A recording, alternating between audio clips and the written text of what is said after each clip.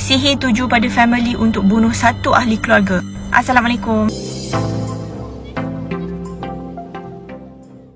Menerusi satu perkongsian video daripada seorang wanita, dia berkata pengalaman mengenai sihir begitu mengerikan kerana boleh mengakibatkan penderitaan bertahun-tahun.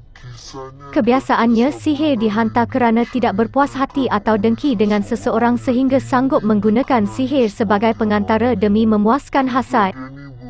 Namun melalui penceritaan wanita ini mendedahkan bagaimana sihir terbabit dihantar untuk mengganggu satu keluarga hingga menderita.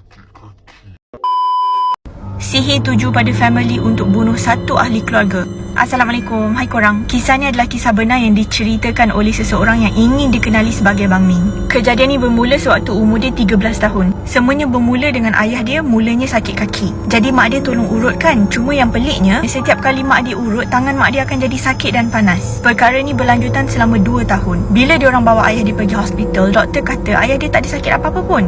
Ayah dia pernah pingsan tau sebab menahan sakit. Bermula dari itulah macam-macam kejadian aneh dan mistik yang berlaku. Ada sekali tu mak dia nampak ada satu lembaga hitam dekat dalam rumah diorang. Tapi masa tu mak dia tak bagi tahu dekat diorang sebab biasalah mak tak nak bagi anak-anak dia risau kan. Hari-hari berikutnya ayah dia mula tak sedarkan diri dan macam kerasukan. Ada satu malam tu lebih kurang dalam pukul 12.30 malam macam tu, dia dengan abang dia belum tidur. Masa abang dia pergi dekat tingkap, abang dia ada nampak ada satu lembaga hitam dekat luar rumah diorang. Diorang satu family cuba macam-macam cara untuk berubat ayah diorang. Ada datang seorang atuk ni untuk berubat. Atuk tu ada letak telur dekat kaki ayah dia. Diorang terkejut bila atuk tu pecahkan telur tu. Telur kuning tu yang sepatutnya kuning jadi warna hitam. Waktu tu atuk tu kata ayah dia memang terkena sihir. Dalam masa yang sama ada ramai orang datang bantu untuk berubat, tapi keadaan ayah dia masih lagi sama. Sehinggalah ada seorang hamba Allah ni datang untuk berubat ayah dia dan tahu tak apa yang jadi? Keluar jarum yang berkarat dan juga jarum yang baru daripada kaki ayah dia.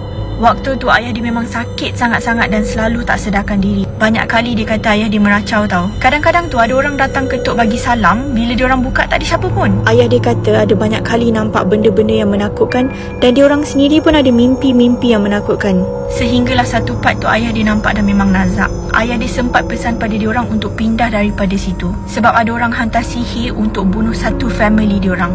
Malam tu lepas azan maghrib, ayah dia telah pun menghembuskan nafas yang terakhir. Selang berapa hari lepas ayah dia meninggal, mak dia ada mimpi ayah dia. Dalam mimpi ayah dia bagi tahu kata ayah dia masih lagi hidup. Dia macam terkunci disebabkan sihir yang orang hantar tu. Katanya waktu diorang kebumikan dia tu, dia masih lagi hidup sebenarnya. Satu family sedih lah kan, siapa tak sedih. Dalam mimpi tu, arwah ayah dia sempat lagi pesan untuk diorang pindah daripada situ. Lepas daripada 40 hari ayah dia meninggal, atuk dia pula muntah darah. Atuk dia kata dia nampak satu anjing hitam yang besar, tapi waktu tu dia seorang je yang nampak. Tak lama lepas tu atuk dia pula meninggal dunia. Lepas 30 hari, nenek dia pula yang sakit perut sangat-sangat lepas tu meninggal dunia. Katanya jiran-jiran pun selalu nampak ada benda-benda pelik. Hamba Allah yang bantu diorang tu ada buatkan pendinding untuk diorang. And diorang ada nampak ada benda nak masuk rumah tau. Alhamdulillah tak berjaya.